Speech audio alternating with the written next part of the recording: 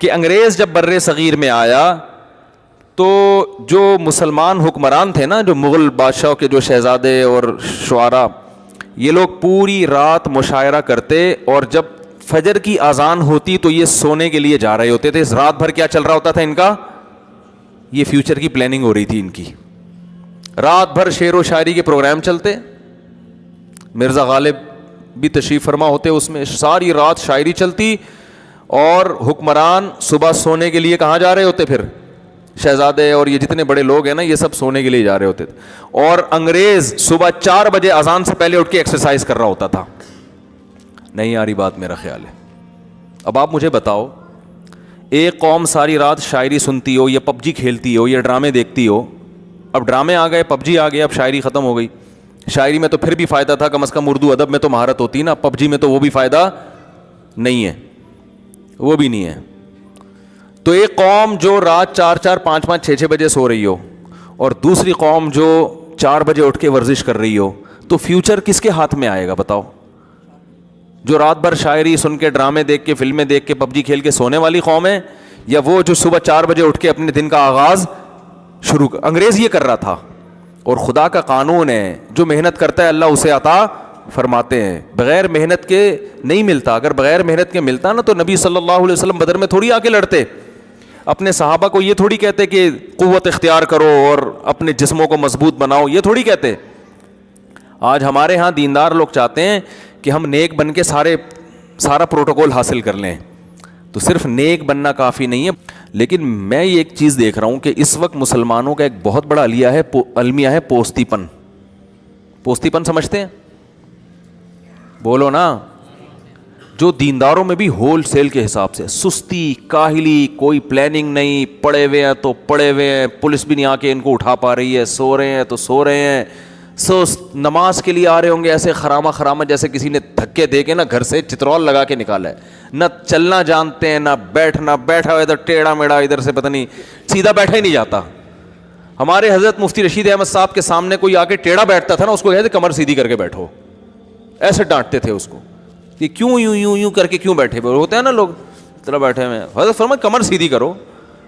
ایک دفعہ تو ایک صاحب کمر کیوں جھکا کے بیٹھے ہوئے, نے فرمایا کہ تھوڑا سا سیدھے کریں کمر نا. وہ سیدھی ہوئی تو فرمایا کہ میں آج تو اچھا بلا قد ہے آپ کا, میں سمجھ رہا تھا آپ ٹھیکنے آدمی ہیں. ایک ہمارے جاننے والے بہت چھوٹے قد کے, اللہ تعالیٰ ان کو دنیا اور آخرت کی بھلائیاں دے, کسی کا مذاق مقصد نہیں ہے. وہ خود اپنا ایک دلچسپ واقعہ سنا رہے تھے. بہت چھوٹا قد ہے نا, جیسے بعض لوگ ہوتے ہیں نا بہت چھوٹے قد کے. تو ہم نے ان سے کہا یار آپ کا اتنا چھوٹا قد ہے, داڑھی ماشاء اللہ ان کی پوری. تو ہم نے کہا کوئی آپ کی زندگی میں دلچسپ واقعہ؟ انہوں نے کہا بہت واقعات ہیں. تو انہوں نے اپنا واقعہ سنایا. کہنے لگے کہ ایک دفعہ میں پاسپورٹ کی لائن میں کھڑا ہوا تھا, وہ مجھے پاسپورٹ دے ہی نہیں رہا نا. میں کھڑا ہوا ہوں, پچھلے والے گزرا, مجھے دے نہیں رہا. تو میں چیخا, میں نے کہا بھائی میرا نمبر کب آئے گا؟ اس نے کہا کھڑا تو ہو پہلے, بیٹھا ہوا کیوں ہے؟ میں نے کہا بھائی میں ٹوٹل یہی ہوں, تو میں کھڑا وہی ہوں. تو وہ خود اپنے واقعات سناتے تھے. امید ہے انشاءاللہ ناراض نہیں ہوں گے وہ. تو خیر کیا کہہ رہا تھا میں؟ ہاں سست. تو میں نے اب تبلیغ میں بھی جو بڑے اکابر ہیں, بزرگ ہیں, ان کے ساتھ کوئی وقت لگائے تو پھر تو ٹائٹ ہے. کوئی ہم جیسوں کے ساتھ ہی وقت لگا لے تو وہ اور سست ہو جاتا ہے. حقیقت بتا رہا ہوں آپ. تبلیغ میں 3 باتیں سکھائی جاتی ہیں, کم کھانا, کم سونا اور کم باتیں کرنا. اور اب پتہ کیا, یعنی میں اپنے جیسے نالائقوں کی بات کر رہا ہوں. کام کھانا, کام سونا اور کام باتیں کرنا. تو اور سست, ہر جگہ سستی ہے.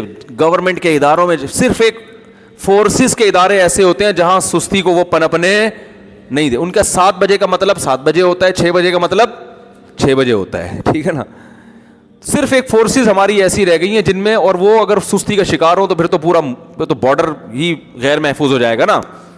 تو سستی ہم سب کا ایک المیہ ہے. بات کریں گے تو ایسے منمناتے ہوئے آدمی کا پتہ نہیں چلا. بھائی تو پورے الفاظ تو طبیعت سے نکال لے, زبان سے. تو خود ہی کھائے جا رہے اپنے الفاظ ہیں. لوگ آتے ہیں نا, بول تو تجوید کے ساتھ, ایک ایک لفظ واضح ہو, لیکن سستی بولنے میں. فون پہ بات کر رہے ہوتے ہیں, آواز ہی نہیں آ رہی ہوتی. بھائی تھوڑا زور سے بول لو یار.